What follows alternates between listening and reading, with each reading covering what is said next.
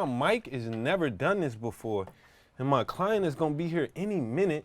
Oh, damn, this him now.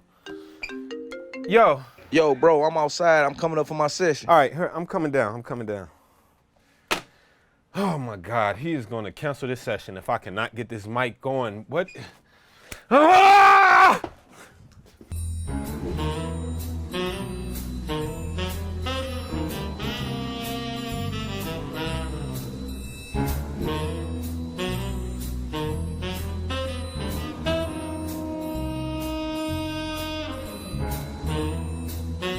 Hey man, one of the best parts of having your own studio is that you get to make all the decisions. You get to work on your time, choose what gear you have, and even make all the creative choices as well.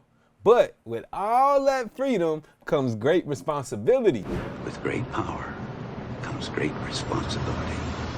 And whenever something goes wrong in the studio, you'll be responsible for fixing it. Fortunately, most times studio problems are pretty easy to kind of suss out and fix, but sometimes it can get a little tricky. If you follow this guide, follow this video, I'll show you some common troubleshooting techniques that you can use to fix hardware problems in your recording studio.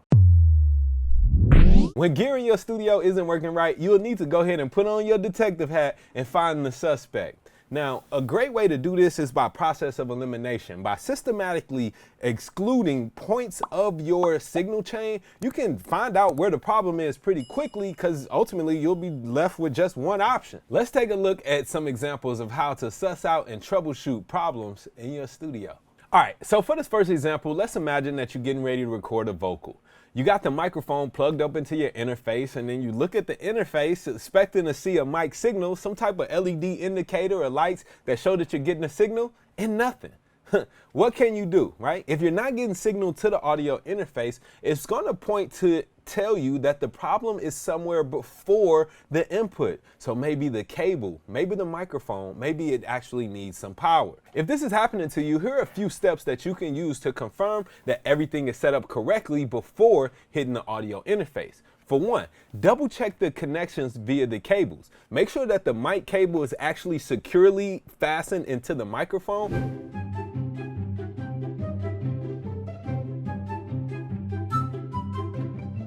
And that you also have that cable plugged directly into the correct spot on your audio interface.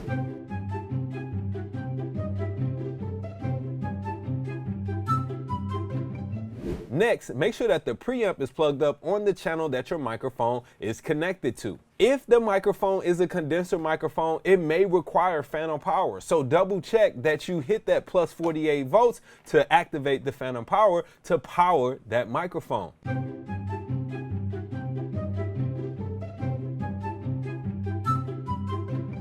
Still not getting any sound? It's probably the mic cable. Maybe there's a problem there. So if you have a cable, swap that out for a different cable and see if you're still getting the issue. One thing that I will warn you though is that if you turned on phantom power from the previous step, turn it off before plugging and unplugging any cables.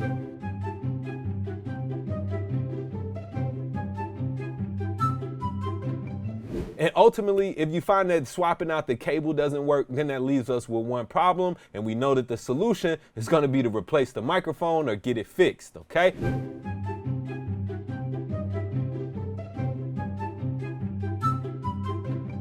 So that's one way that you can start to troubleshoot problems with a mic signal. Let's check out scenario number 2.